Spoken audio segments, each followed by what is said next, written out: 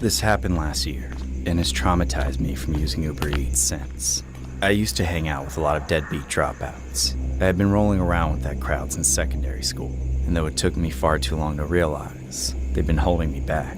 It seemed like they were fine with spending their entire lives being cashiers and dishwashers, so I tricked myself into thinking the same thing. This one guy named Samson was sort of like our ringleader, and we usually kind of followed what he said or did. He got us into a lot of trouble as we spent our days causing fights in public, picking on strangers, pulling scams, shoplifting and dine and dashing, and just doing whatever the hell we wanted and getting what we wanted. It was fun when we were in school, but we kept doing this until we were in our 20s. It took my poor mother screaming in my face every day for years telling me to clean up my act before the reality of what I was doing finally set in. I didn't want to be like my friends for the rest of my life. I didn't want to end up in jail or dead in a ditch somewhere. Then one day, I was met face to face with the consequences of everything I was doing wrong. My friends and I were blazing in public as usual. We were at some park near a few residential buildings, whistling at the women who walked by and hassling the men for money. We were also talking smack about every Uber Eats deliverer we saw come by, making fun of their little bikes and scooters, and how they were hustling so hard to make next to nothing in pay. I went along with it too, because if I didn't, I knew I'd be the next target. Then, Samson started to hatch a plan. The next time we saw a deliverer stop to drop off their order, we'd go and steal whatever they were riding on, no matter what it was. I knew this was a bad idea, so I tried to talk everyone out of it. Guys, are you insane? Look at how many people are out here. They'll snitch on us. Yo, am I hearing what I think I'm hearing?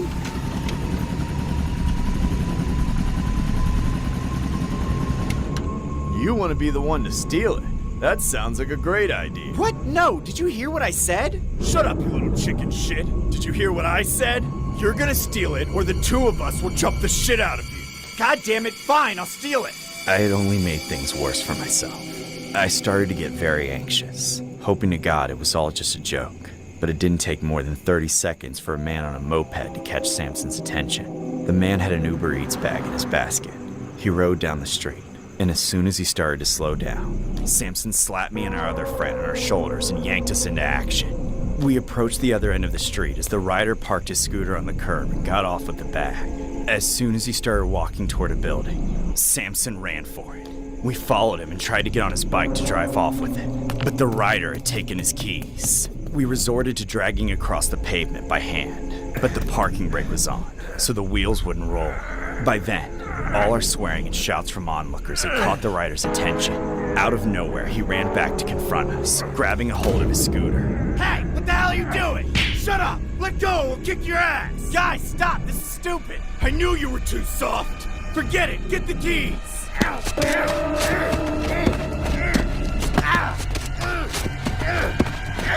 Suddenly, Samson and my friend dropped the scooter, then jumped the rider. I begged them to stop as he had already given up, but they wouldn't listen to me. I looked around and everyone was watching us in horror.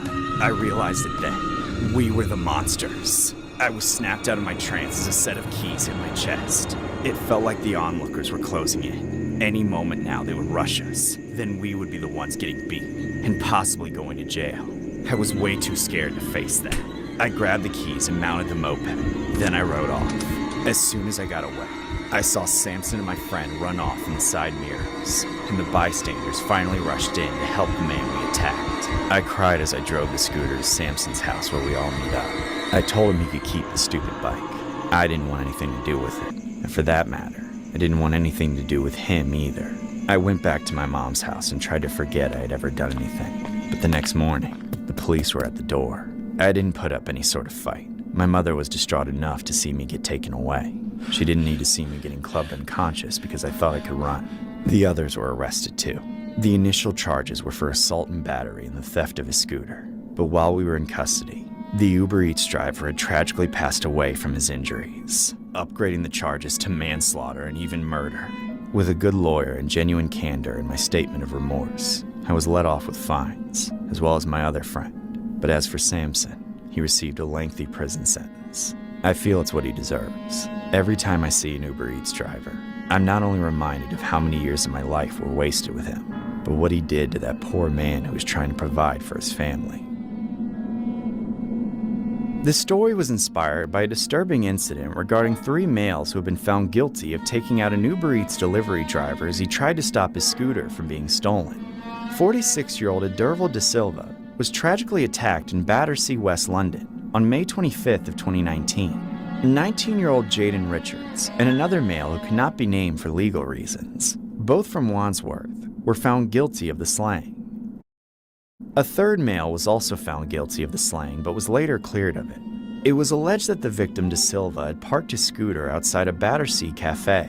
A group of young men spotted the unattended moped and one of them tried to snatch it. When De Silva tried to stop him, he was set upon in a quote-unquote momentary explosion of short-lived violence, said the prosecutor. He was left unconscious on the ground and passed away 3 days later from bleeding in the brain. Witnesses watched on in horror as the unprovoked attack unfolded. They rushed to De Silva's aid after the attackers fled, but were too late as the damage was already done.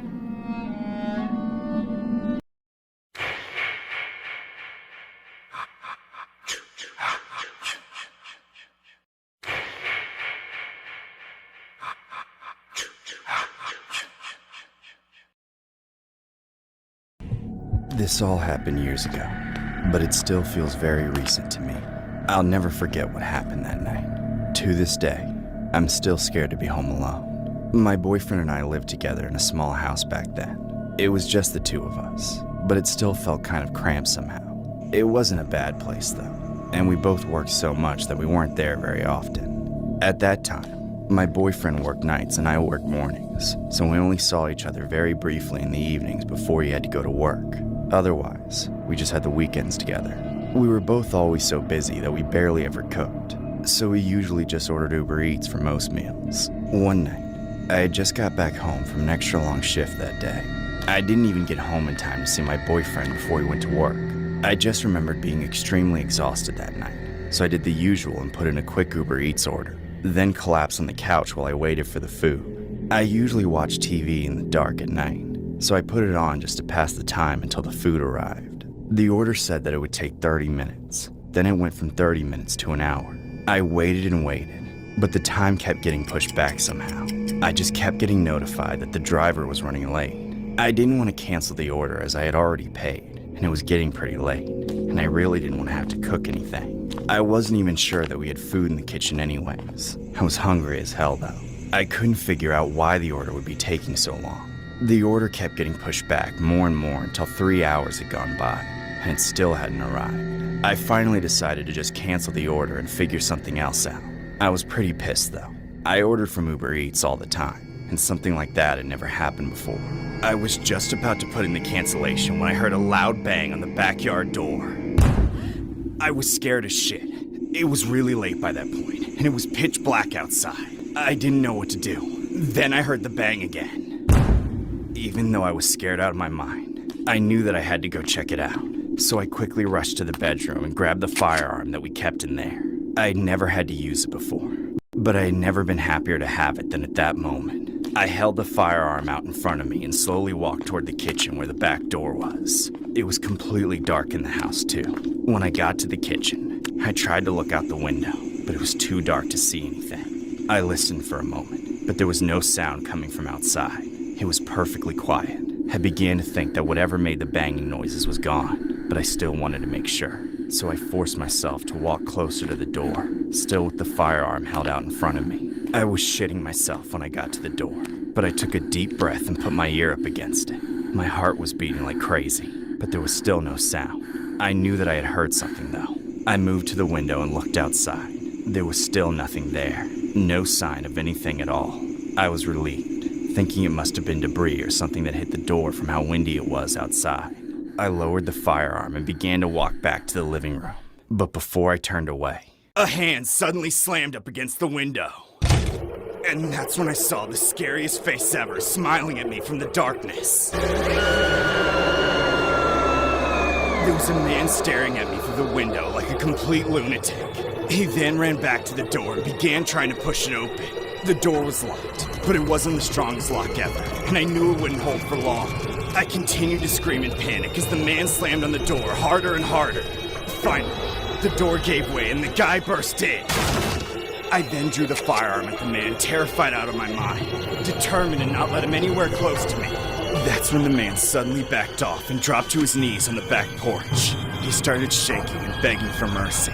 Please, lady, just put it down. I didn't do anything wrong. I kept the firearm pointed at him, but I pulled out my phone with the other hand and recorded a video. The guy continued to tremble and begged me even more frantically on his knees. Please don't hurt me. I'll do anything. Have mercy on me, please. I then stopped the video and called the cops. Then, out of nowhere, the guy jumped up and ran out of there as fast as he could. I tried to stop him, but I wasn't about to chase after the man in the dark. I contacted the police and told them the whole story. Then I waited for them, distraught. I was still incredibly shaken up. The cops arrived shortly after, but the guy had fled. They didn't find him anywhere near the house, and haven't found him since despite me providing the video I had taken. I've been traumatized ever since, and I haven't placed another Uber Eats order. I'm still scared that the man is going to show up at my house one night, and I might not be able to stop him the next time. This story was inspired by a horrific incident regarding an Uber Eats driver in Columbus, Ohio, who learned a hard lesson after his delivery attempt had gone wrong. A woman named Shardea Hardin posted a video of what happened when she caught an Uber Eats driver trying to break into her home on Twitter. She claimed she ordered some food, and after it took almost 2 hours to be delivered, she fell asleep. She then claimed that she thought she was bugging when she heard banging on her door. All my deliveries are no contact, so I'm used to them leaving it at the door. I heard bumping against my door and him on the handle, but I realized he was pushing his body against the door, Hardin said. When she woke up, she opened the door and pulled her firearm in order to protect herself. The mother of 3 said the driver started begging her to forgive him. What made things even more alarming was how the supposed Uber Eats driver had no food in hand. After trying to report the man to Uber Eats, she claimed they blocked her. I reached out to Uber and the police, but Uber Eats instantly locked my account so I couldn't get his information, Hardin said. Had the victim not been armed, who knows what could have happened to her?